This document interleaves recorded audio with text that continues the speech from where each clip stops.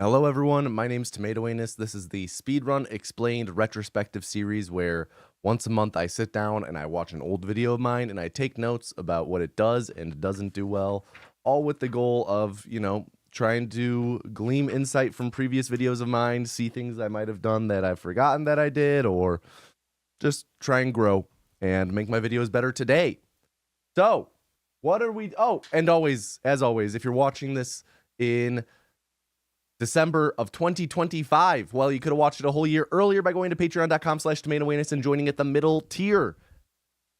These are uploaded every month there. But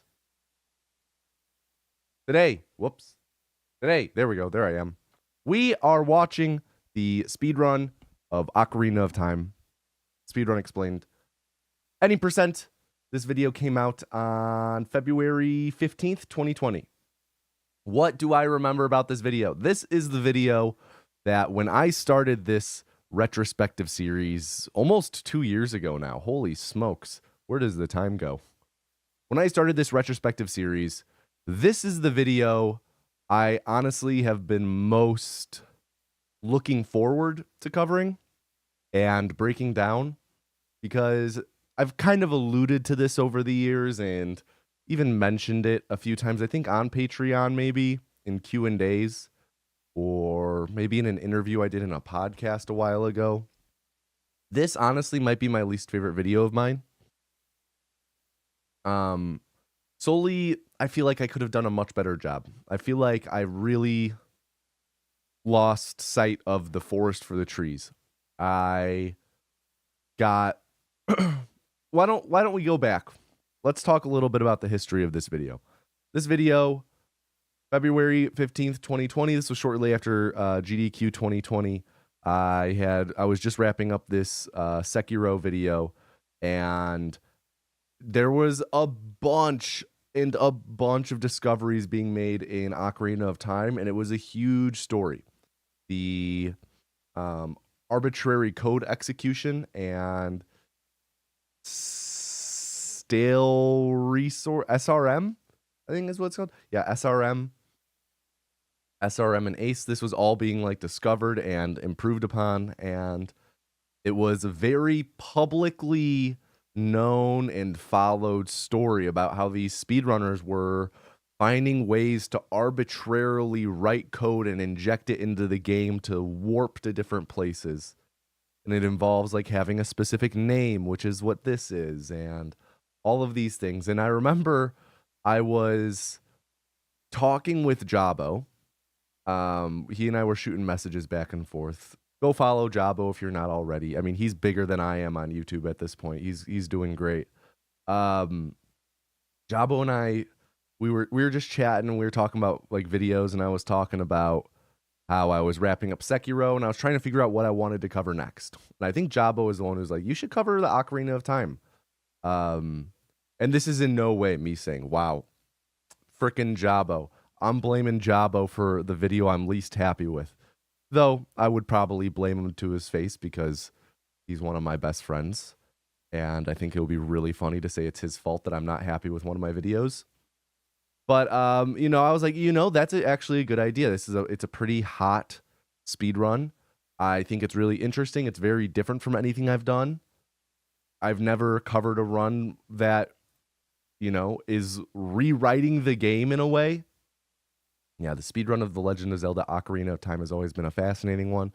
Recently, an exploit called arbitrary code execution was made possible for humans to do in an actual run, officially lowering the world record by over 7 minutes. While fast, the speedrun is incredibly complicated, making for a great speedrun to cover in Speedrun Explained. Right, so like that's where my head was at. Like it's different, it's new, it's really complicated. And I feel like I kind of got caught up in that wave of wanting to get this video out. And I feel like I was trying to, there's a really famous speedrunning analogy of in Super Mario Brothers, the frame rule and catching the bus, and how the bus arrives every 21 frames or whatever it is. I can't remember exactly. And it's a super popular analogy to the point where it's just a meme, you know? Imagine you're at a bus stop. Like that's a joke beginning to many speedrun explanations people do. Imagine you're at a bus stop. Imagine you're waiting for a bus. And I personally think that analogies and things like that are really helpful and can be really, really helpful for having people understand the complexities and nuances and taking like this really complicated subject and kind of equating it to something that people can actually like picture in their head based on real life experiences that they've had. That makes it much easier for crazy tech to be explained. And I went into this video with not a great mentality, I think. I went into this video because especially so at the time as well, there were like additional videos coming out. A lot of videos were coming out covering this. And multiple people were like coming up with these analogies to how to explain it. And I felt that they were all great. And I was like, I want to do that. I didn't want to do the same analogy as someone else because I felt like I was just ripping off the video then, ripping off the concept.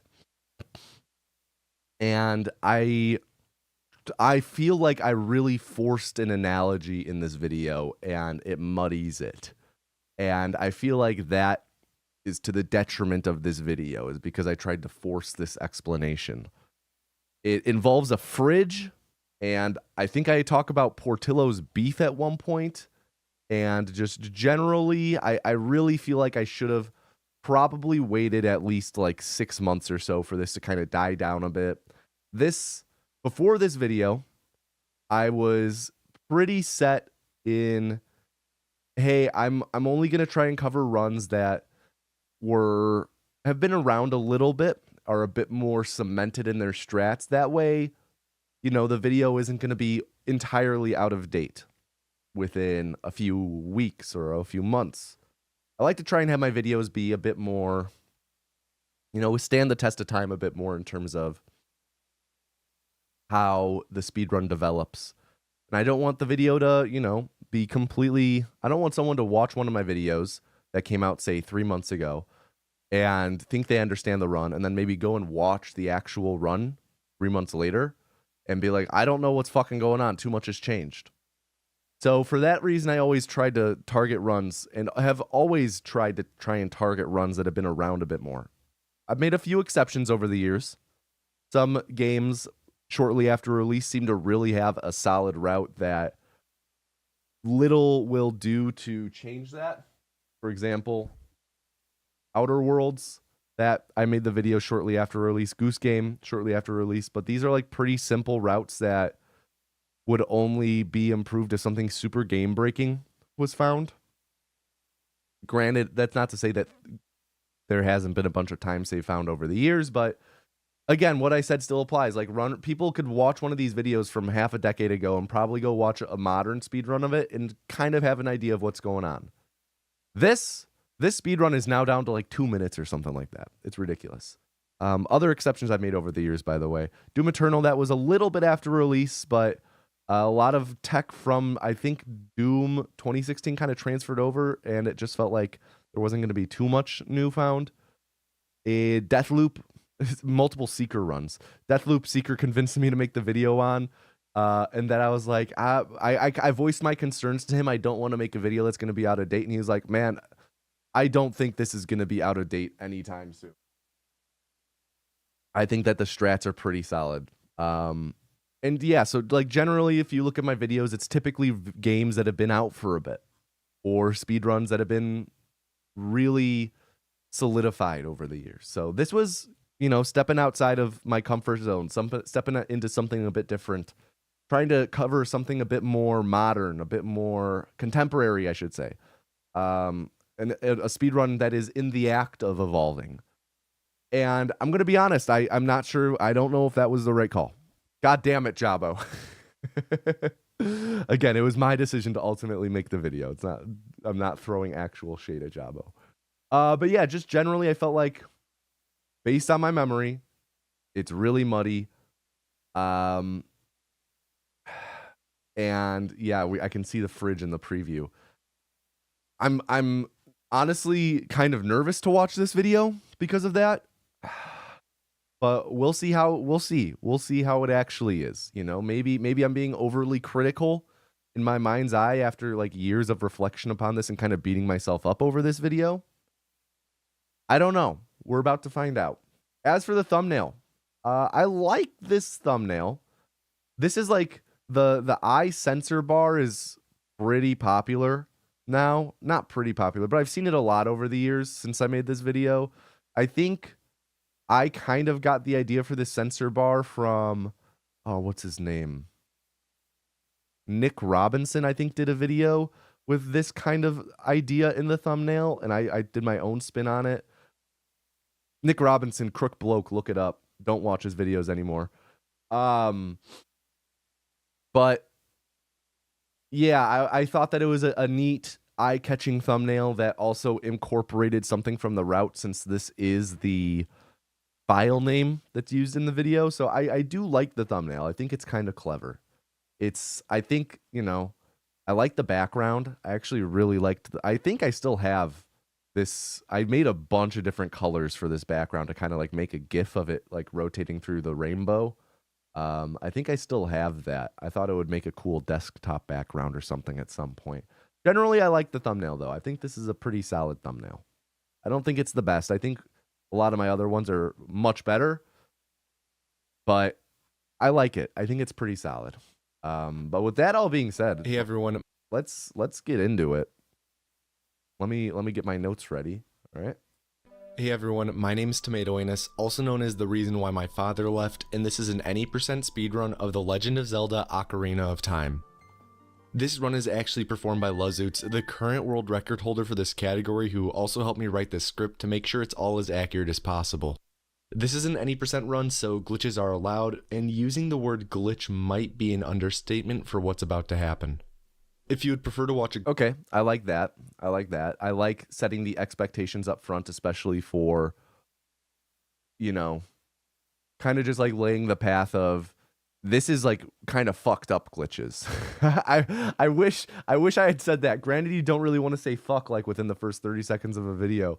But like, if I made this video today, I'd probably try and like kick that can down the road like maybe a minute later, just so it's not within like really early, especially in this era of YouTube. Like, you really didn't want to swear super early in the video. And actually, I'm pretty sure I swear, I say fuck like after the cutscene. Crazy. A third of this video is the opening cutscene. But yeah, I do like that I kind of laid the ground of, hey, this isn't just your normal any % run. What you're about to see is more messed up. I do wish I had worded it a little more intensely there and with a little more intent, but I do think that's generally good. Be an understatement for what's about to happen. If you would prefer to watch a glitchless run, I've linked the current world record in the description, which is currently held by Danny B 21892. Also, if you prefer to watch this run without commentary or watch Luzoots world record, I've linked both of those in the description as well. This run is performed on a Japanese cart of the 1.0 version of the game, and is... God, the quality is just... Oh, enhanced bit rate! Played on the Nintendo 64 as opposed to a virtual console. The Japanese card is because we're playing with a super specific character name that requires Japanese characters. The reason... Actually, a few possible names we can use that all achieve the same thing. For this run specifically, we used 3-08. I see. The reason why we need this specific character name that requires Japanese characters. The reason why we need this... Way too little time for a note that big on screen. This run is in... It doesn't look like 4x3. It looks kind of like... I don't even know. It looks like 6x3? 7x3? This... I have a bunch of black area here. This is where, like, this side of the screen... You know what? Since... Probably, but then it's... I'll be... I'll put myself up here, because there's going to be stuff showing up in here. I have this black space. I should work with it. I don't know why I didn't just have the note be on this side of the screen. have it be up for a while and have that, because I've really grown unaccustomed to really quick notes on screen.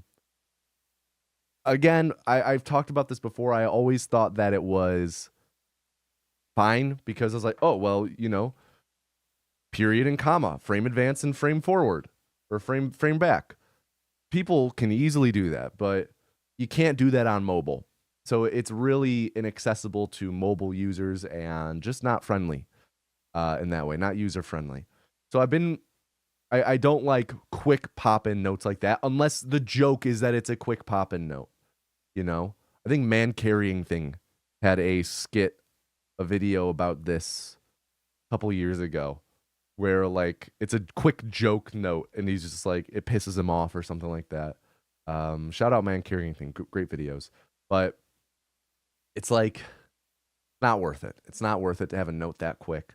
So I would really, especially because like it's interesting to know what the actual name is. It would be interesting if like right here when I was a super specific character name that requires Japanese characters. As I was saying that, I was like, oh, I'm not seeing it on screen at all. Why?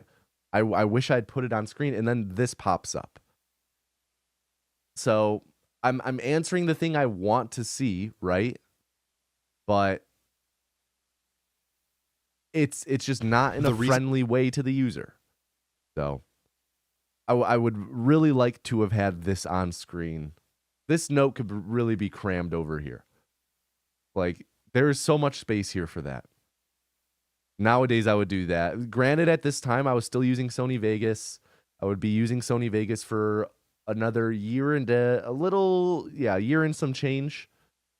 And in Sony Vegas, I felt really limited in what I could do with my editing in general. So having the note popping over here, it might seem simple. It might just be like, Tomato, Tommy, just left align this, make it small, reposition it here. You don't need to have it pop in. But I clearly at the time thought, man, no, a quick pop-in note that people have to pause and work for to read, that's what I need. I need to add a hurdle to this information, right? One thing to add a hurdle to a joke, another thing to add a hurdle to actual useful information.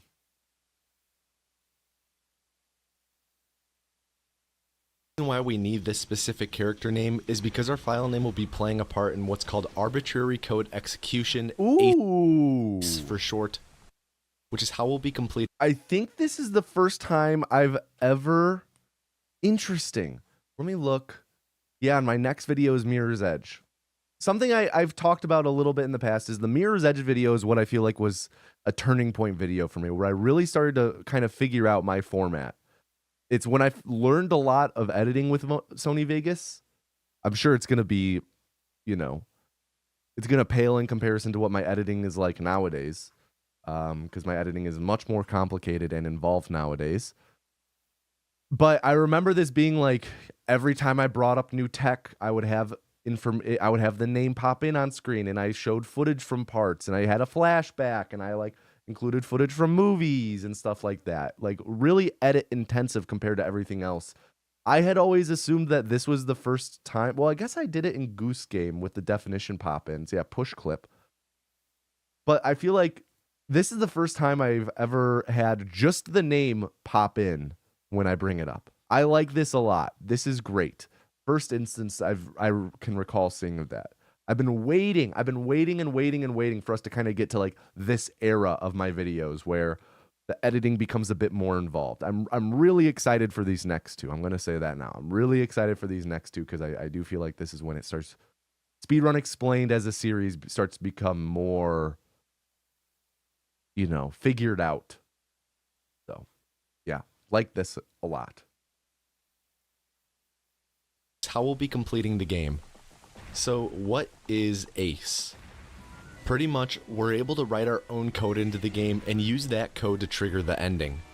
ACE has been performed in other games like Super Mario World, but has recently been made doable by a... Would have been nice if I showed a little clip of that happening. Maybe like a Seth Bling video, right? Is Seth Bling his name? Quick Seth Bling video. Because I feel like at the time he was doing a lot of Ace stuff. I feel like he was the Ace guy for that, right? Wasn't he also like super into Minecraft or something? I think that's his name. I don't know. I haven't seen one of his videos in a while. Human in Ocarina of Time by a community member named Mr. Cheese, who also happened to be Oh god, here we go. involved in It's along early this Ace on in Super screen. Mario World, and also found an Ace exploit in Pokemon. Happened to be involved in Okay. early Ace in Super Mario. Again, this information is a bit more ancillary. It doesn't seem necessary. Ace was originally discovered in OOT by someone named Fashz. The original Ace was in Goron City and was worked out by editing some code in one of Darunia's functions. This is more ancillary information. It's okay that it's relegated to a note. I'm fine with it being on screen for not a long, like, Mario by a it's community on, member. here's the difference between this note and the previous note. This note is on screen long enough for you to easily pause during it. Named Mr. Cheese, who also happened to be involved in early Ace in Super Mario World, and also found an Ace exploit in Pokemon. Like, it's not enough time to fully read it, but it is enough time to pause, which is fine. It's fine. It's fine. It's not great. It's really not great, but it's fine. Stadium. It wasn't a solo job though. Many people have worked on this over the years, but Mr. Cheese was able to add the final straw that broke the camel's back pretty recently. Thankfully, OOT has this annoyingly long opening cutscene, so I'm able to warn you in advance for what you're about to see because it's astounding on both a technical and mechanical level for what's able to be done in this game. Now, I'm far from the most qualified person to explain all this technical stuff to you with incredible depth. Luckily, community members Glitches and Stuff and Fig both have outstanding videos on the topic, delving into a bit more depth than I'll be able to cover in real time over this run. That's why when we get to explaining arbitrary... Wow. The links are in the description was on screen longer than the note before that was a paragraph. Okay, one hand, I love that I'm calling out other videos. I love calling out other speedrun content creators and speedrun adjacent content creators. I have a fairly large platform compared to many, and I like using it to, like, spread the word. Maybe someone will check out, best case scenario, someone checks out one of those videos and then that person becomes their favorite YouTuber. I would love to introduce people to someone whose content they love. And bringing more eyes to other speedrun content creators is only beneficial to speedrunning. So I love that I did that. I love doing that. I love that I am spending this time talking a little bit about the community members who made this happen. I think that that's great. That being said, I don't like how I spend a lot of time being like spend a lot of time here kind of like not self-bashing, but just adding, like, what's the word? Why am I completely blanking on this word? Like lowering expectations, I guess. I don't like that I'm spending this time being like, I'm far from the most qualified person to explain this to you. Like, I'm pretty much saying, like, you may as well go watch someone else's videos and not this. Like, all I'm doing is I'm making it a more uphill battle for myself. So I don't like that I did that. I think that in a way it discredits this video, which, to be fair, like with my sentiments that I voiced before this video, this is the video that I myself am most, critical of. So I think it's warranted in this case, but at the same time, I don't like that I did that. Code execution stuff, I'll largely be speaking in a big, hopefully easy to understand metaphor. I'll start the metaphor by saying imagine the game's memory as a fridge. Okay. It has a limited amount of space inside of it, and that's where the memory or food is kept. Our goal is to complete the game, which in this metaphor is equal to opening the freezer door and eating some ice cream. Okay. Problem is that the freezer door on our fridge is locked. Okay. This is a magic fridge though. It behaves differently based on what's inside of it, so maybe there's a way to unlock the freezer door by changing the contents of the fridge. Okay. If we open up the fridge, we see it's filled with food, which is equivalent to the code and memory of the game. Okay. As you do things in the game, you fill up the fridge with more food. Okay. Food can expire though, and it gets taken. What is, oh, I was about to say, I was like, what is, I'm looking at the image. What are these lines around the watermelon? And what is that down there? A red bell pepper? Like, what are these lines around it? When did those pop in? Have those always been there? I guess so. We see it's filled with food, which My old my old Photoshop paint.net skills coming on display. is equivalent to the code and memory of the game. As you do things in the game, you fill up the fridge with more food. Food can expire though, and it gets taken out of the fridge and replaced with new food. This is analogous to us loading a new area in the game and it loading in new stuff. Okay, already the metaphor's starting to feel a bit forced. Already it's feeling forced. It would... it's hard to think of a better analogy off the top of my head that's wholly original. I'm not sure what I would do to change this. I would need to like actually sit down and really think about this. If I'm going to be sticking with this fridge analogy, honestly, I think that the images I'm using and the editing that I'm doing right here do not do the explanation any favors. I think that this analogy might work better if we were to, if I were to, you know, maybe be like this magic fridge, like, you know, when the contents of the fridge are like this, you know, maybe the fridge runs cooler, you know. But like if I like swap out the eggs with this and whatnot, remember this magic fridge reads what's inside the fridge. When I change the contents to this, oh, now it's gonna run quieter. It just kind of reinforced this idea of this fridge changes what it does based on what's inside of it. And then say, again, what's inside of it is kind of the equivalent to what we have loaded in. So we're going to try and manipulate what the fridge can do by putting specific things into the fridge so that the fridge sees what's in there. You know, it's like we know, hey, you would never put, like, for example, oh, what's something you would never ever put into the fridge? I don't know. What's something weird that I was like going to say, like bread? I was like, no, I bet some people put bread in the fridge. I don't know. Like, let's say like putting like a bird, a live cardinal into your fridge. Say like we're able to reverse engineer this magic fridge and know that if we put a live cardinal into the fridge, which like is normally not supposed to happen, the fridge behaves really weird, and that's what makes the, like, it's not supposed to happen. You're not supposed to be able to put anything into the fridge that will make the freezer door magically open. You're not supposed to be able to do that. But if you take a cardinal from outside, something really weird, and you put it in there, well, that's what happened. Like, then the magic freezer opens. Like, I feel like there's something kind of there.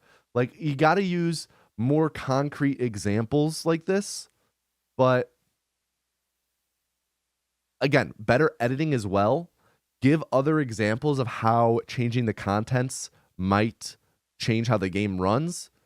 Give examples, like, for example, I said, like, oh, if we take out the eggs or whatnot, the fridge might run quieter. And then say, kind of similar to how in the game, if I were to do this, this might happen. You know, I think tying examples more, giving a few more examples, a better visual, and tying those extra examples of the metaphor to the game would go a lot farther. I think that you can get away with a hand-wavy quick metaphor like this that I'm doing here. You can get away with that if your metaphor is really fucking good. If you have a metaphor that just absolutely nails it, like the whole bus stop analogy for frame rules, you don't need to do all of that I talked about with like multiple examples and linking them to the game and better visuals. Because like I'm not convinced that this wouldn't work. I feel pretty confident that with a bunch of reworking, this analogy could work. But I feel like the presentation and choice chosen explanation, the way I chose to explain this, not solid so far. The new stuff replaces information. Let You me can go out of back the like 10 fridge seconds game, after. you fill up the fridge with more food. Food can expire though, and it gets taken out of the fridge and replaced with new food. This is analogous to us loading a new area in the game and it loading in new stuff. The new stuff replaces information in the memory pertaining to the old stuff in the area you were just in because it's not relevant anymore. Let's leave it there for now, with just a fridge that gets filled up with food, with old, irrelevant food being replaced with new food. See, man, the color the color difference here is wild. Pausing mid fade.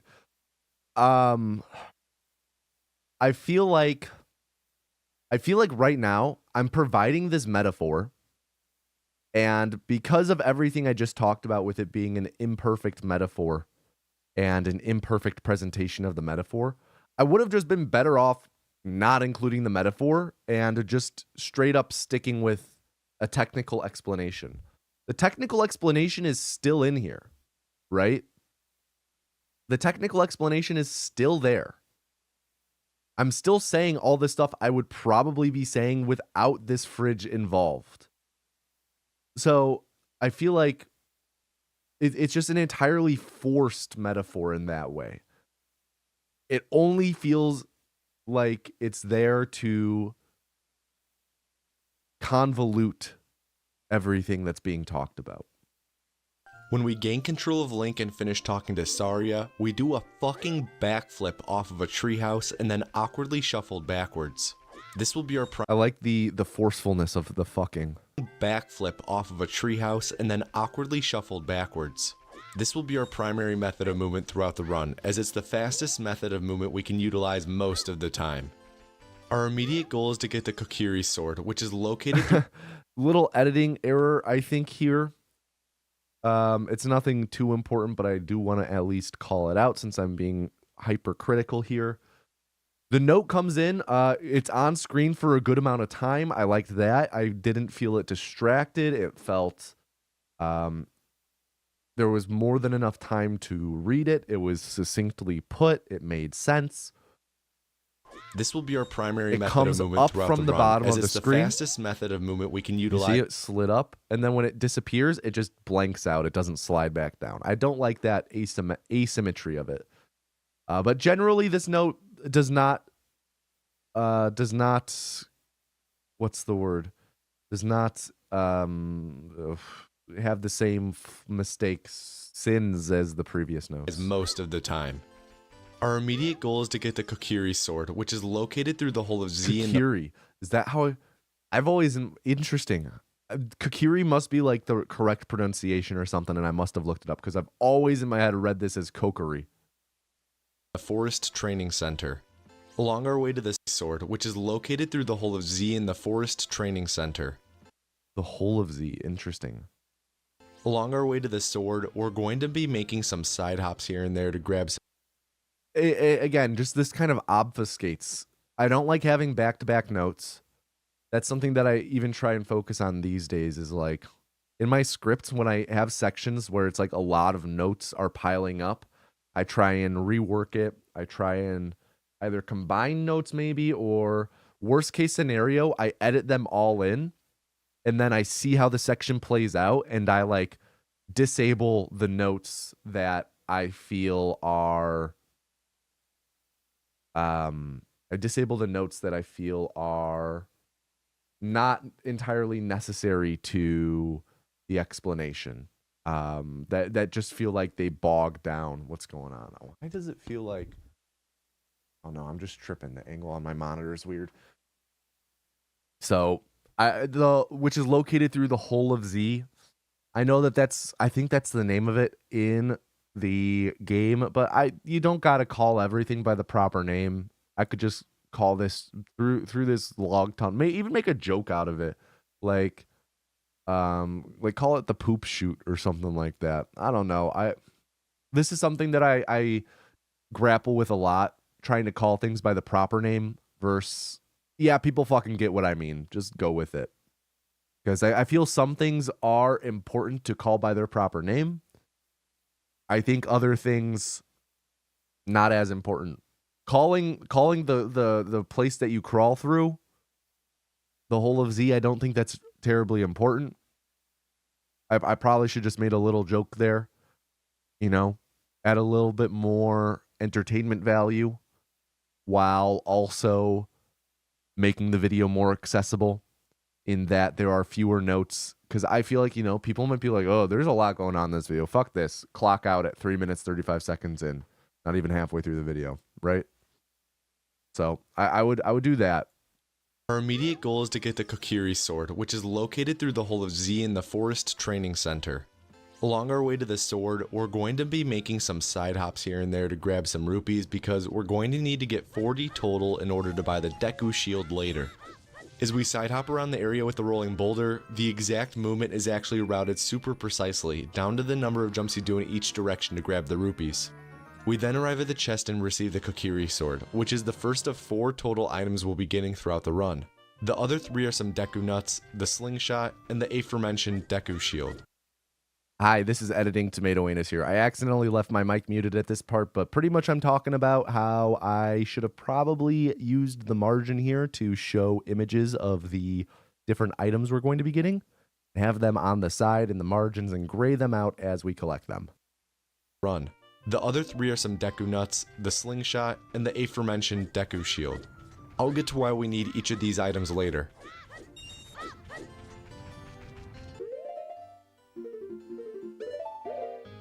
Lazutz crawls through the Hole of Z again, and as he exits, I want you to note the delay in the... I call it Hole of Z again, and like it's just super inconsequential to the run. I wish that I had called it something like the poop shoot, because then it adds an opportunity for extra entertainment. You know, I could make a joke about like poop going back in. I don't know. You guys see where my mind's at. There's something here. But like it's the setup and then the payoff when we go back through. There's something here, and instead it's just an extra wordy part of the video with extra notes that doesn't need to be there, and it could just make the video much more accessible that way. Camera following him after he exits, because it'll be part of a glitch we do later called walking while talking. In the meantime, we dangerously side hop and backflip with a sword in our hand to grab several rupees, targeting a nearby rock so we're able to quickly hop and flip around. We prove our agility. Though the timing on this line could have been better. A bit frustrating because of the fact that there's empty space. There's like 6-7 seconds here. I'll get to why we need each of these items later. Yeah, 13, 14, 15, 16, 18, 19. Lazutz crawls. Yeah, like 6-7 empty seconds there. So right up here, I'm going to be like, he's locking on to stuff, but it's after I do it. If I had just, you know, maybe back up this line a little bit, Lazutz is going to crawl through the whatever, crawl through the dick hole from The Boys. I don't know. This was, I guess, before The Boys season 3.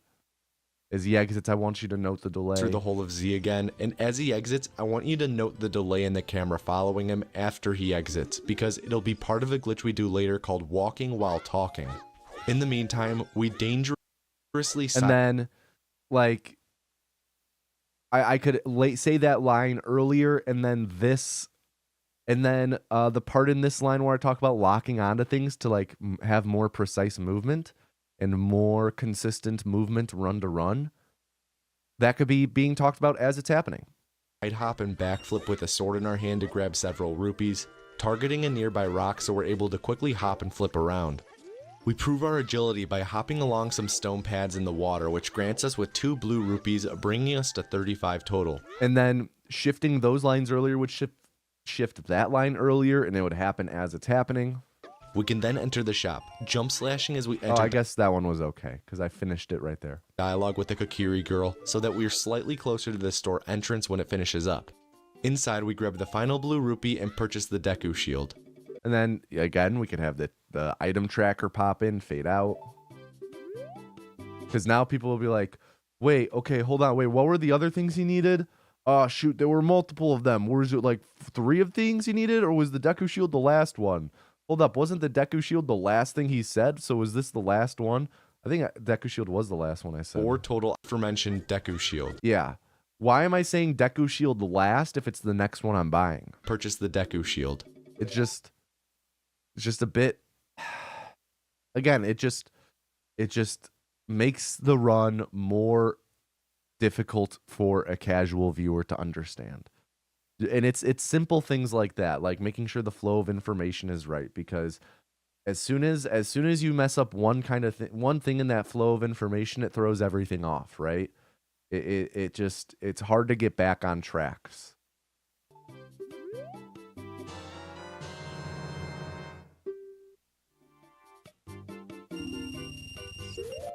We then equip the Deku Shield and head over to the bitch-ass Mido, who will begrudgingly let us through since we have both a sword and a shield.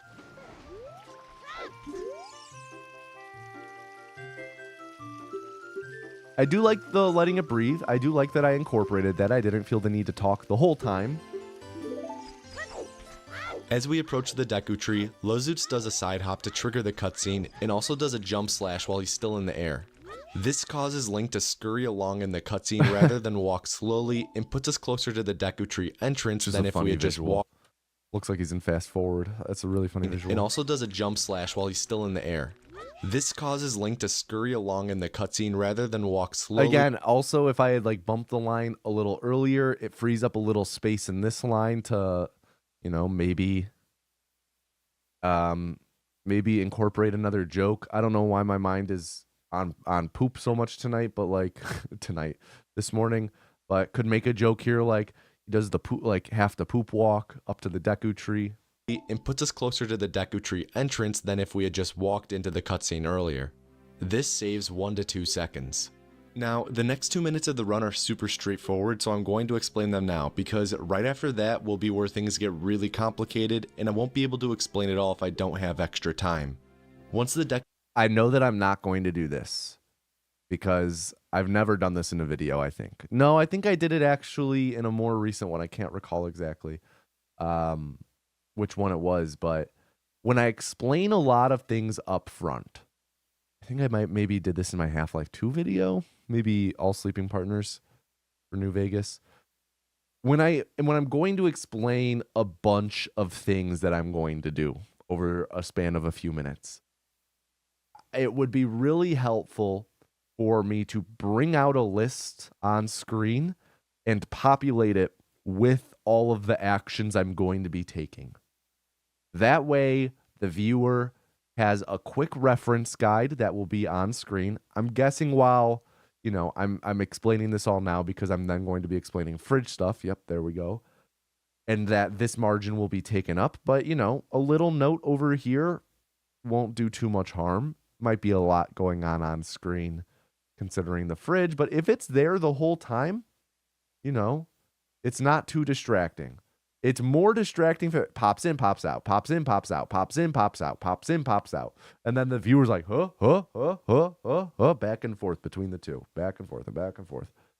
That's distracting. But if, you know, maybe even in the top left corner, like current tasks, and maybe it could be something like,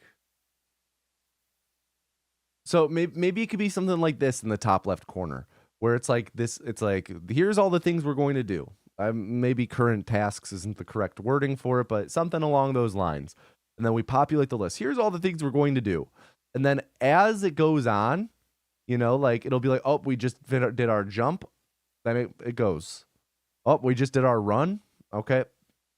Oh, we just did our whatever. And the list gets smaller as it goes on. I think that, you know, you could also just like have it cross off each time. It's like, oh, we just jumped, line draws through. Oh, we just ran, okay, line goes through, etc. I do like how, as like this idea, I do like this visual a lot, actually. I just came up with it. Kind of reminds me of my old Patreon credits, where I would have Patreon, I think, listed at the top, and then I would have a black gradient behind it. This is my Sony Vegas way of editing the credits. The text would then scroll behind that and disappear before it got, because without like this like black, without this backer on this, then the text will overlap. But like, you know, it's going behind that I do really like that visual for the current objective thing. I'm going to try and make a note about that. I like this idea a lot, specifically for this type of idea, a like task list of things that the runner is going to do. I don't like this idea of like the disappearing list when it comes to like, for example, the mission list, like, you know, the mission trackers and whatnot that come out, just because the purpose of those trackers, like the mission list and everything, that's more there for the viewer to have a full reference on about where we are in the run. Helps them keep track of what we're doing, what we just did, what we're doing next. Also helps them keep track of, oh, we're about like a third of the way through our objectives. With a list formatted like this, you don't really have that, right? Because it's going to disappear. And then like maybe we're here like, oh shit, wait, where were we at? How many things were on this originally? It's kind of, you lose the full picture. But I think that's okay when the purpose of this is just to keep track for a short section while I'm talking about other things. So I really like this idea, actually. Tree's lecture ends, we can then enter his mouth and explore his innards. There's definitely a joke there. There's such a joke here. Right away, we're going to jump slash Audrey too, who drops some Deku nuts that we're going to use to perform walking while talking. We'll then ascend inside the Deku Tree's shaft and enter a room where we deflect a projectile back. I've never seen Little Shop of Horrors. Is it Audrey 2 or Audrey the Second? Because I'm pretty sure I made an Audrey the Second reference in a different video recently. Cuphead. Sorry, Kufid. But I think I said Audrey the Second in there. At a Deku scrub. In the following room, we'll leap on over to a huge chest where we grab our slingshot. Luzutz will then immediately equip the nuts and slingshot, save the game, and restart the console. When we then reload the game, we'll be back at the entrance to the Deku Tree and have all the items we just grabbed. This is called save warping, and it skips us having to backtrack all the way to the entrance. This is then... So yeah, I would, you know, have this list be like, kill Audrey the Second, get Deku Nuts, go get Slingshot or whatever it was, quit out to reload at entrance, and then as it goes on, it gets smaller. Leads to where things get really complicated, and we're going to be returning to the fridge analogy, where plus that way you can have best of both worlds. Not only would, like in this video specifically, the list would be right up here. In the fridge, I mean, look, there's extra space below the fridge. That could be, you know, the fridge could be lowered just a little bit. All of the extra information on screen is on the left side, so the viewer isn't like, Really, there's potential there to make this pretty compact and efficient. The fridge is the game's memory, and the food in the fridge is the code and data in the memory.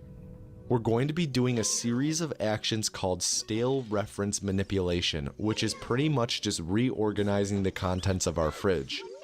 In our fridge analogy, we have to somehow get the freezer door to open so we can get to the ice cream and beat the game. The freezer only opens when the fridge reads a super secret password. Okay. The name we entered for our character at the beginning of the run just so happens this should have came up earlier. This should have been, you know, when I said we're going to use a super specific name, it should have popped in just like this, ideally in the margin. Since the margin's there, may as well use it. But instead I did that goofy, you have to pause note. Translate to some code, or sorry, the super secret password. That's run good. Just so happens to translate to some code, or sorry, the super secret password that unlocks the freezer door. The issue is though that the fridge isn't reading our character name as a password right now. It's just thinking of it as our name. Yeah, the analogies really running out of gas for me. I think something that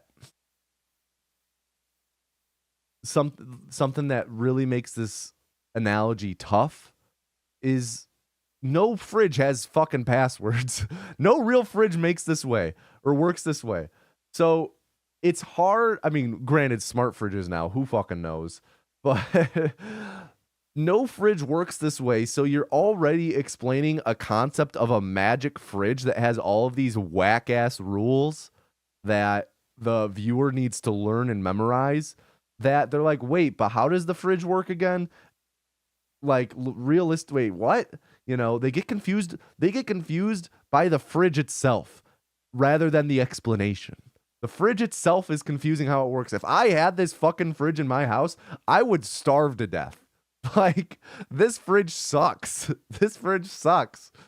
Oh my God. I think that's one of the big issues with this metaphor as well, is, like I said, it feels forced, but you're already asking in this metaphor for the viewer to...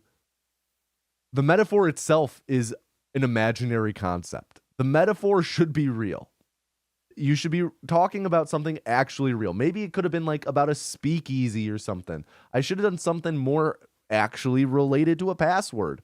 Or again, just explained the video and the tech in it, surface that, like, you know, just face value what it actually is. Don't worry about the metaphor. Just try and explain it the best you can. Maybe visuals on screen of, like, you know, game memory and have things moving in and out of it.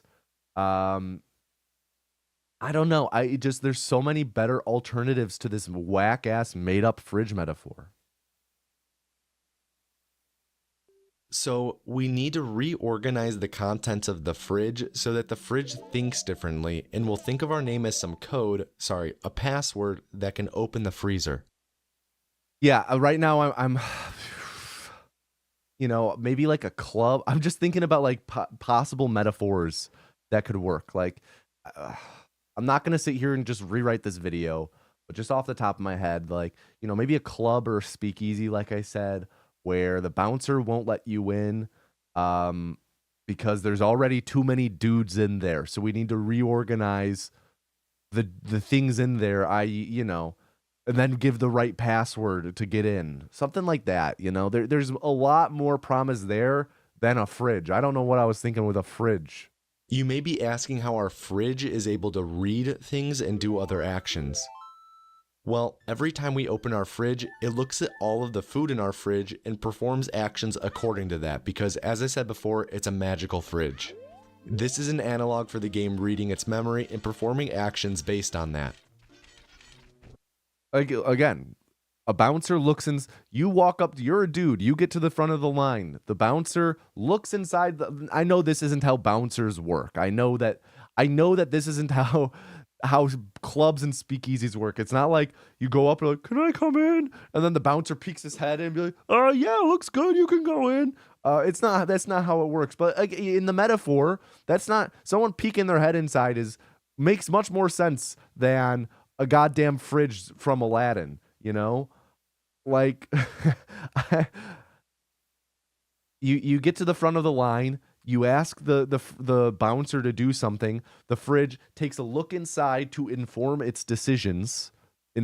decisions before then doing that thing that they decide on, right? It's the contents of something informing the actions of said thing.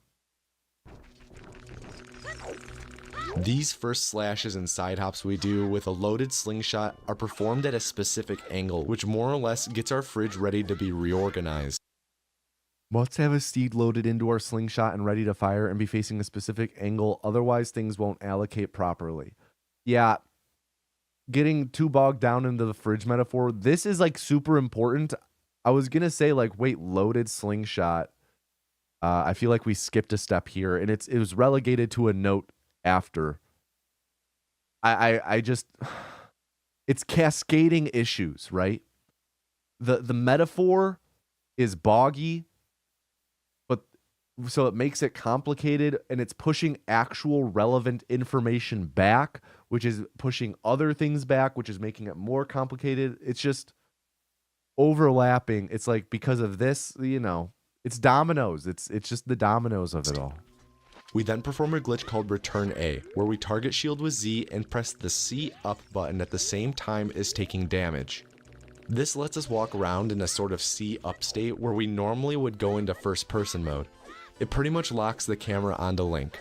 We're then going to do that walking while talking glitch I mentioned earlier. When we exit the hole, the camera has a slight transition. And again, like, what's... going back to the comedy and the whole of Z thing, and I said, like, set up punchline. There's like the rule of... I'm not going to sit here and fucking talk about comedy. Comedy is so subjective, and, you know... There are like rules to comedy. The rule of threes. Jokes land better a third time than if you do it just twice or a fourth time, you know? There's kind of like it's kind of like in a way a rule of odd numbers, but comedy is all subjective. I was gonna say like, oh, the reason I'm bringing this up is because like, oh well, whole of Z, well there you go. There's our rule of threes set up, right? Here's where we could deliver on the poop shoot joke again, whatever that godforsaken joke would have ended up being. We could hit it a third time, but I'm guessing I'll be coming out of the crawl space a fourth time. Maybe I'm not. If I do come out of the crawl space a fourth time, and hit the joke again, like I think rule of three in comedy is stupid. I'm gonna be honest. I think rules to comedy is stupid. It's anything goes. If you can make something funny, then great, it's funny. You can. Rule of threes isn't a hard and fast rule. I had someone comment on my Kufeed video, you did the star skip joke too many times. Rule of threes, brother. And it's just like, no, it's funny because it's it's funny because I do it fucking 30 times and it's annoying. Like, you think I didn't realize it's annoying? You know, like, you can make anything funny, right? So I'm not gonna sit here and say like, oh, there's our formula for the joke. Anyway, the camera has a slight transition delay. By interacting with the nearby sign and throwing a Deku Nut, it makes it so that the game thinks we're still interacting with the sign and locks the camera in place on the sign. However, Return A has a higher camera priority than walking while talking, so we still have the Return A camera until we cancel it. Yeah, check the description for a detailed description of how walking while talking works. It seems kind of important since it's a big deal, and I've been talking about it on and off throughout this run, right? Seems like a big deal. It feels like just... This video feels like... It feels like you're going to go play chess, but it's that instead of someone setting up the chessboard, it's just all of the pieces are all scattered all over. It's like, how am I supposed to play chess like this? How am I supposed to understand what's going on with this in the speedrun when all of this information is organized so disorderly and the king is missing, you know? How am I supposed to play chess? It's just this video really needs a reprioritization of the information that's presented. Walking while talking, it seems interesting. I wish I knew what it was. I really wish I knew what it was. And additionally, I think that this is a video that would really benefit from my current formats where I pause. Granted, I'm trying to pause less than I have in the past, but also slow-mo. I feel like this is a video that would really benefit from the slow motion. What's up, Duncan? Oh, he's going in the Papazan chair.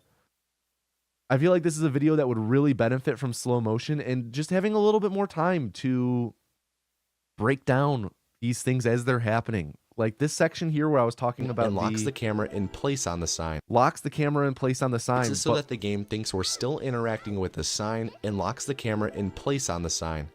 However, Return A has a higher camera I'm just kind of lost, right? By sign and throwing a Deku Nut, it makes it so that the game thinks we're still interacting with the sign and locks the camera in place on the sign. However, where's this? The camera onto Link. We're then going to do that walking while talking glitch I mentioned earlier. When we exit the hole, the camera has a slight transition delay. By interacting with the nearby sign and throwing a Deku Nut, it makes it so that the game thinks we're still interacting with the sign and locks the camera in place on the sign. However, Return A has a higher camera priority than walking while talking, so we still have the Return A camera until we cancel it. We then move all the way... It's just tough. It's just really tough. I think explaining this in slow motion or maybe having preview footage, because the text for walking while talking pops up right as I'm doing the thing. So like I was distracted. I missed it. way back to the circle of rocks and attack a rock, which cancels return A and causes the camera to snap back towards the sign. While the camera is moving, Lazutz grabs the rock before it despawns. We're now running around with it. I missed that note. I entirely missed that note. I saw it as it was disappearing. And what the fuck is return A again? Like, maybe it's because I'm pausing and playing so much and talking about going on tangents that I'm just forgetting what I'm watching. What the fuck was return A? I feel like I just took like the biggest bong rip of my life halfway through this video and forgot everything that's being talked about. Like, it's just there's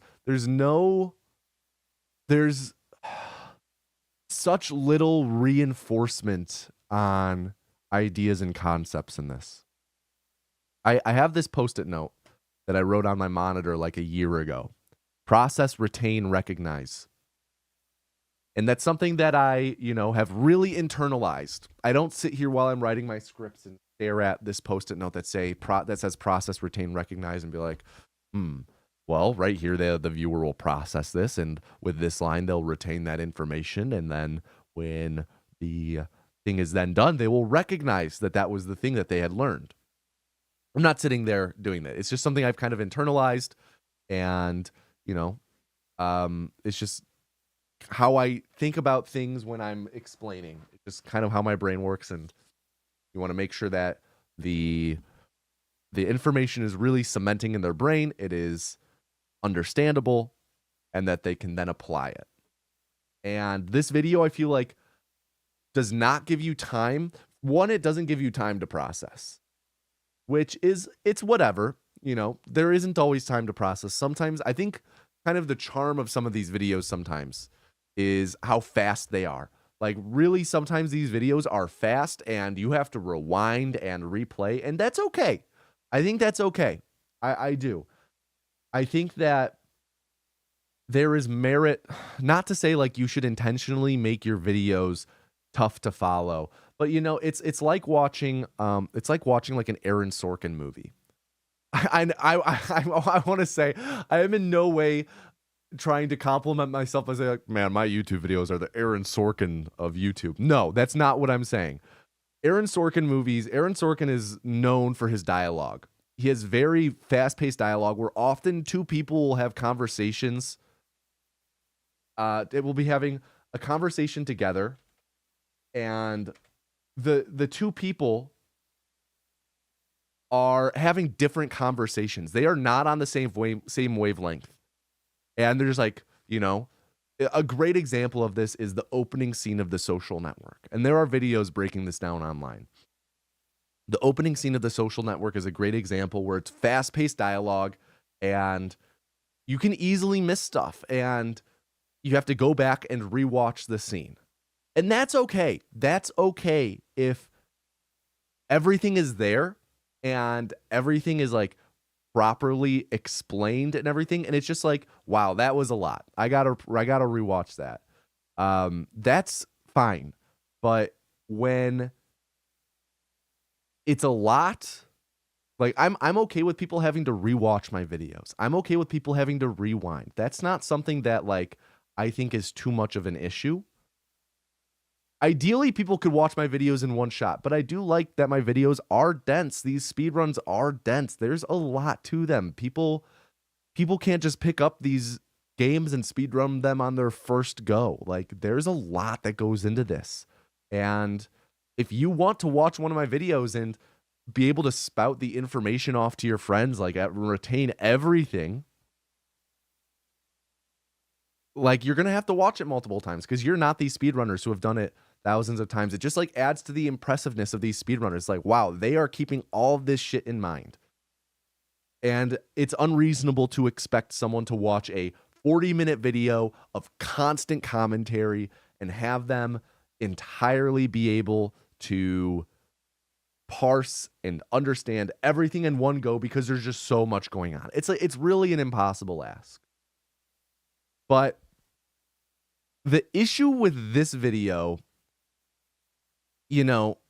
going back to that social network metaphor, it's almost like if you had a scene like that where it's intense and like really snappy, and you need to rewatch it. But it's like if you had the two characters speaking just grammatically incorrect the entire time. So it's not that it's hard to understand because of the fact that the information is overloading you and moving quickly. It's hard to understand because it's impossible to just process what they're saying. Like, if Mark Zuckerberg is sitting there being like, me Teletubby social network, I'm like, what does that even mean? What do the Teletubbies have to do with anything? But if he's just talking fast, it's different. It's different. I kind of feel like I lost the thread for what I was talking about here, but it's just like, there's a difference between there being a lot of information and needing to rewatch something, and needing to rewatch something because the information is lackluster. I think that's what I'm trying to get at. And this video feels like I have to rewatch because I feel like I'm not being given... I feel like I'm just grasping at straws while I watch it, if that makes sense. Grabs the rock before it despawns. We're now running around. I fucking missed the note again! Oh wait, dog, you guys can't even see it. Moving, Lazutz grabs the rock before it despawns. We're now... Objects despawn when... Horrible. Objects despawn when the camera's too far away. Yeah, I feel like I could reword some lines to be more succinct and then also just include objects despawn since the camera's too far away. Simple as that. We're now running around with a despawned rock over our head, and we're going to run all the way back to the passageway to the Deku tree because there's a loading trigger there, and by entering it, it resets our camera and cancels walking while talking. When the camera readjusts, we'll see Link raising the roof. Think of what we just did as taking some food out of the fridge, specifically a grilled cheese sandwich. Okay, whoa, wait. There was a one frame note here. A grilled cheese sandwich. This is on screen. 1 frame, 2 frames. 2 frame note. Oh, yeah, people really rewound to pause here. Who keeps a grilled cheese in the fridge? I don't know. Going back to what I talked about before with the metaphor feeling forced and more groundwork being needed to explain and provide, I talked about like, putting eggs in the fridge makes the fridge run colder or whatever, makes things run quieter. I feel like this is a moment that desperately needs more ties to what's going on. Because he's like, okay, or I'm referring to myself in the third person now. I'm like, so he does the walking while talking, the sign snap thing with the Deku nut. He goes over to the rock and walks it over. And when we go back, we'll see Link raising the roof. And this is the same as taking a grilled cheese out of the fridge. How the fuck is this the same as taking a grilled cheese out of the fridge? What? Talking. When the camera readjusts, we'll see Link raising the roof. Think of what we just did as taking some food out of the fridge, specifically a grilled cheese sandwich. What? We then re-enter the village area, which causes a new rock or grilled cheese to spawn back in place of the old one. We then lock onto a cardinal direction. Again, I could be saying this just talking about the rock. He carries this in whatever rock, whatever the fuck is going on with him carrying this rock that isn't there above his head. I could just be like, he carries it out of the area, and the game thinks he carried it out of the area, even though he's raising the roof. So an old one spawns in its place. Putting away our arms and despawned rock will combine the new grilled cheese in the fridge with the rotational value of the despawned grilled cheese we just put away. This seems so important. Why is this relegated to a note? To get a specific angle and then press our shield button. This transforms the grilled cheese into something brand new, an arrow emoji, which points to a different part of the fridge. The place in the fridge that this points to contains an Italian beef and sausage combo from Portillo's. However, we then are going to destroy some more rocks, which sadly begins to morph the combo into something else, followed by us climbing onto a fence and aiming our slingshot into an incredibly precise location. This then changes our combo into a piece of paper that says, "Hey fridge, the name of the person opening your door is the password to open the freezer. So check what their name is and use it as the password." By then I'll just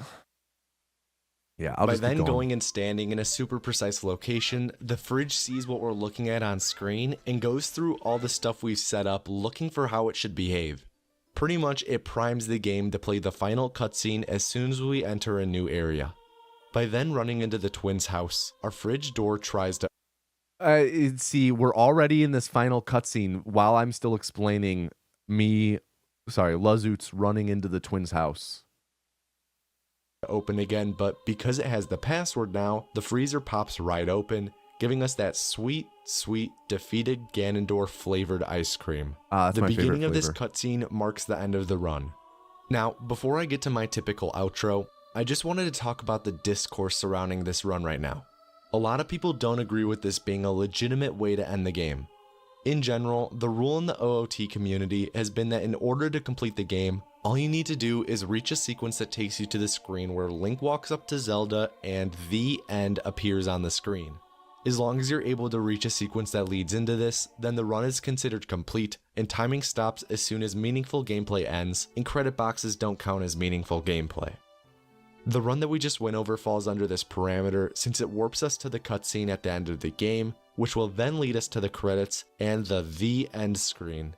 I personally can understand why people may not be a fan of this style of speedrun, because it eliminates most traditional gameplay from the game, and it also eliminates beating the final boss, which is typically a signifier of completing the game. This, man, I want to talk about my thoughts here with the rule being established, and this technically qualifies that rule, and kind of my thoughts about it now. And I want to talk about this section of the video now, but I do think it would probably be important to let this fully play out first. There is a way to warp to the Ganon fight with Ace instead of the credits for anyone who is dissatisfied with this method of reaching the credits, but very few people in the actual OOT community hold that opinion. I'd like to hear your thoughts though. Personally, I'm completely okay with arbitrary code execution being allowed in any percent runs, but I can totally see why some people may not be.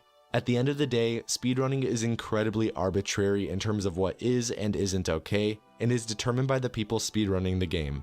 Similar to the discussion we had a while ago when we talked about what is and isn't a glitch in my Fallout 4 glitchless video, there really is no correct answer, and it comes down to personal preference and how you view speedruns. And just because Ace is a thing, it doesn't prevent people from running without Ace if they don't find that fun. At the end of the day, that's what speedrunning is about, having fun. Leaderboards, while cool, are ultimately not much more than a motivator for something you really shouldn't be doing if you don't enjoy anyways. I'll get down from my soapbox now, but I would love to see what you guys all think in the comments. 2020 Tomato Anus stays winning almost half a decade later. I stand by that notion. Speedrunning should be fun. I've included that. I have an entire series on my channel dedicated to that, with speedrun to eat a baby, speedrun to get pregnant, speedrun to adopt a baby. That is the thesis of those 3 videos. Speedrunning can be fun. You could speedrun any way you fucking want. That's all for this video though. I want to give a big thank you to anyone who made it this far, from both myself and Lazut's and everyone else involved in making this video. It by far is the most esoteric of the speedruns we've covered on this channel, and took a lot of work from all parties involved to make sure it was somewhat comprehensible. I'd also like to say thank you to those of you supporting the channel on Patreon. If you're unaware, by becoming, you'll see Bartlett disappears behind this black. This you can see right here. There's black in this corner. That extends as a top layer. Top layer. Special thanks to the following patrons. Layer below that, this black bar. Next layer, the scrolling text. Bottom layer, this black background behind the text. This was before I knew how to do drop shadow on text. Being a patron, you get access to videos a few days early. This is what I was talking about with the checklist. Have the checklist kind of scroll up behind the text as well as updates on videos as they're being made. It's unnecessary, but really helps out at the end of the day. I hope you all, patron or not, enjoy this run, and if you have any feedback on it or recommendations for other runs to cover or videos to make, I recommend you join my Discord and head over to the video discussion and recommendation channels. Link is in the description. This was an 90% speedrun of The Legend of Zelda Ocarina of Time. I've been Tomato Anus, and I hope you have an above average day. All right. I have a lot of thoughts at the end here. I should have probably talked about this earlier. I'm very critical of this video. And at the end, I talked about how, you know, a lot of like I wasn't the only one who worked on this video. Lazoots worked on it as well. But like ultimately at the end of the day, like I take responsibility for how the video turned out. The criticisms in this video are like criticisms of you know, things that I cleared to put in the video, and I write this the way that my scripting process works is like I'll write the script myself and then send it to the runner. So like I was the one who wrote this metaphor. I was the one who pretty much wrote out all of these explanations and made the decisions for what is and isn't talked about, what was a note on screen. So like I'm criticizing my own work here. I'm not criticizing the people who helped me work on this at all. Like they did their job. They did what I asked of them. There is nothing more they could have done, and I'm grateful for everyone who helped make this video, Lazoots included. So I should have said this at the start. Like I'm very critical of this video, and I'm critical of my own work in it. I want to talk about that end section though, when I talked about the validity of this speed run and people's thoughts on it. I personally like, you know, I kind of took a minute to bring up a subject of discussion. I like that it's a subject of discussion and that it's an opportunity to begin a discussion and have discussion in the comments. I do really like asking people for their opinions and hearing people's thoughts on what they do or don't like about things, or, you know, if they disagree with me, or it's always good to listen to other voices. And I think that it's nice to have discussions like this about speedrunning, especially with I talk about speedrunning all the time with other speedrunners, but it's also nice to, you know, talk with people who aren't speedrunners and hear their thoughts about what speedrunning is and what should define it and whatnot. It's always very interesting, and discussion is great. It's always great to discuss this type of stuff. So I really like that there was that inclusion of, you know, beginning a discussion of the validity of the category, asking people their thoughts. I like that. Just like how I try and start discussions about what is a glitch and what isn't a glitch. So I like the inclusion of that. As for how I feel about it, you know, it's interesting because this run satisfies that rule, right? You need to reach the sequence. You need to reach this sequence. This is what beats the game. If you get to this sequence, you beat. Whoops. You get to this sequence, you beat the game, right? That's what I'm saying. This is the rule that was established by the Ocarina of Time community, and this signifies the successful end of a run. So if you can get to this screen, no matter how you do it, you beat it. It feels like, you know, feels a bit like the Second Amendment in that, yeah, well, okay, if the founding fathers knew about assault rifles, they might have had a different opinion about it, about what constitutes what is allowed. And I feel like this is a good example of that, where if when making the rules for this category, it was learned, you know, it was like, what if we could just warp to it? What if we didn't even need to play the game? And I'm not saying this isn't playing the game. I'm just providing a metaphor actually rooted in reality. Wow. Would the community have ruled this as a valid run back in the day? You know?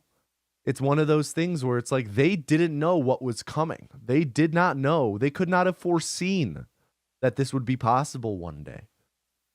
And if they did, would the community have chosen this to be a valid ending to the game? Or would they have said, no, you need to fight Ganon at the end? You know, it's interesting to think about. But anyway, I think that's it for this video. I took a lot of notes. It's a short run. It's a short video, but I'm, you know, having revisited this video, how do I feel about it? Yeah, I feel like in my head it was worse than I thought it was going to be. I have avoided this video at all costs over the years because I don't know if embarrassed is the right word, but I feel like I could have done much better. I feel like it's not up to standard. I feel like the explanations here aren't, they don't hit like the other explanations I do. It's just not clear. It's too, I felt like I was trying to do something with this video. That's what it feels like. I felt like, and even thinking about how I was thinking while I was making this video, it felt like I was trying to do something. And it felt forced in that way. And I think that my videos, typically I'm just writing what feels natural. I'm writing what makes sense to me. I'm making videos that are just intuitive to me to make. And this video really feels like I was taking a swing at something I'm not particularly I was just really trying to cram that square peg into the round hole, That's what it feels like to me. As for notes I took a lot of notes. As I talked about before, I now write them on my computer to save time while I'm doing it. And then while this renders, while the video you're watching right now on YouTube, while that renders, I copy them to my notebook. This is a lot of notes, especially for a short video. Generally, the intro was good, where I said there are glitches in the run, but that the word glitch might be an understatement. I liked that. It set expectations early. But I feel like it could have been a bit more, could have made the line a bit more intentful and intense by saying glitch is an understatement. What you're about to see is kind of fucked up. Like, I think setting those expectations early is good and also piques interest a little bit. Piques intrigue. Second note is there's just an unnecessary hurdle with relevant information at the beginning with the file name. The note that pops up saying what the file name is, which is like an interesting and important part of the run. It does come back later and it's more clear later on. But like that information presented then when it's brought up, it's you have to work to get that information because the note's very briefly on screen. I could have and I should have used the margins for notes. I really could have and should have. This video had the first instance I can recall, or I remember, unless I'm totally blanking that there was one in my prior video of Sekiro. Pretty sure this was the first instance of a glitch or tech name popping in on screen when it's mentioned and introduced. That's great. That's a staple to in my videos to this day. I called out specific community members who made this glitch and route happen, and other community members who have made videos on the topic. I always love doing that, so I wanted to make a note of that. I'm glad that I did that. I don't like, though, that early on I lowered the expectations in terms of the quality of the explanations. I say early on, like, I'm far from the most qualified person to do this. And I think that shows in the video. It might have been true, but I don't like that I included that. I'm a humble person. There are a few things I'm not humble about because I'm like, no, I do have a genuine skill in that I've honed over time. But like, I'm not going to sit here and boast or anything like that. That's too humble though. Too humble because it lessens the video, right? And I don't like that, especially because it's so true. It's so true. The explanations weren't there. The quality of the expectations weren't there. And it's it's kind of interesting because my first note is also about how this video sets expectations and does it kind of well, but could do it better. But then it does the opposite at the same time. It also lowers expectations for the videos. Because you hear initially like, oh shit. This glitch is an understatement. Okay, we're about to see some wild stuff. But then later on, he's like, by the way, the wild stuff, I'm not good at explaining it. It's like, oh, well, I'm not as excited to see it now, The next note I had was that the fridge metaphor just felt forced. Doesn't make perfect sense, but kind of makes sense. And for an imperfect metaphor like this, you need to do a lot more groundwork with providing other examples with the metaphor. Like, for example, putting eggs in the fridge makes the fridge cooler, or taking cheese and jelly out of the fridge makes the fridge quieter. But I also feel like I needed to tie this metaphor, this fridge example, more to examples in the game. Like, if we load this in, the game does that, right? Also, just better visuals would have been nice. This metaphorical explanation really required better visuals, and this just didn't really do it, I feel. But there's not much I could have done about that. My editing skills weren't great. I guess I could have just explained it straight up like I talked about, or chosen a different metaphor that wouldn't have required as intense visuals to portray properly. Next thing was, don't have to call everything by its proper names. The whole of Z part is very, very inconsequential to the run that we called the whole of Z, the actual whole of Z. Could have just been called something goofy, like the poop shoot. This would cut down on the amount of notes that are on screen. Also makes the videos just more accessible. I think that's big. And 2 more notes. For times when I'm talking out a bunch of things that will happen well in advance of them happening, you know, I talked about making that list of current tasks. I wrote notes for myself about, like, you know, how to edit it so that it moves up and out of the way, kind of like I demonstrated. And then lastly is just the metaphor itself is something that doesn't exist. There is no, this is also my big takeaway. Like, I think this is my big takeaway because I do use metaphor a lot in my videos, both for humor and for explanations. And I think this is my big takeaway, in that this metaphor that is the crux of this video and the crux of the explanation and the crux of the route, it's something that doesn't exist. There is no magic fridge. So this metaphor has so many specific rules that are specific, that super arbitrary, that it's a big ask to get the viewer to even understand this magic fridge. This magic fridge has really weird rules and properties and how it behaves. It's a big ask getting the viewer to fully understand that aspect of it.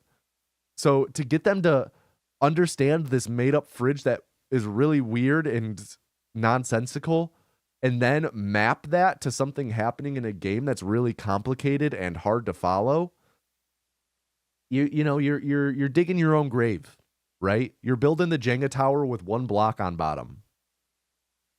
So I totally should have just done a different type of metaphor, if a metaphor at all. Should have been rooted in reality if I did a metaphor. Just generally lots of room for improvement. Lots of room for improvement. But a great learning experience watching this back. I truly feel like I did learn a lot. Yeah. It's going to be interesting going from this video into the next month's video of Mirror's Edge, because I feel like night and day. Like I talked about, this video, Ocarina of Time, is the video I probably have held in the lowest regard out of my videos, and just in terms of my own standards. The Mirror's Edge video is one that I've for a long time held in some of my highest regards. You know, I definitely think my videos today are better produced and put together and everything than the Mirror's Edge video, and I've only grown since then.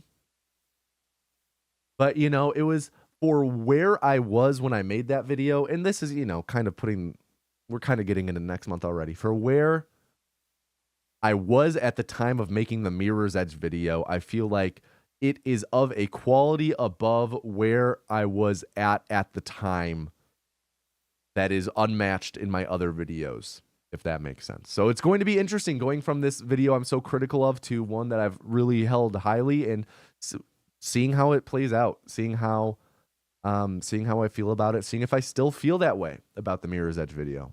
But that is for next month, though. So let's wrap this up here. Thank you, everybody, for watching. Thank you for supporting on Patreon if you're supporting. Thank you for watching this on Tomato Angus if you're watching this in the year of 2025. Please leave comments. Let me know your thoughts. I usually say this at the beginning, but I forgot. Leave comments about anything you agree with, disagree with, thoughts that you have that I don't even bring up, or on subjects that I don't even talk about in the video. I'd love to hear your thoughts, because again, this is just an echo chamber up here. These are just my thoughts, and I don't know how people process these videos once I put them out into the wild. So would love to hear your thoughts if you made it this far. But anyway, thank you. Thank you again. And have an above average day. Peace.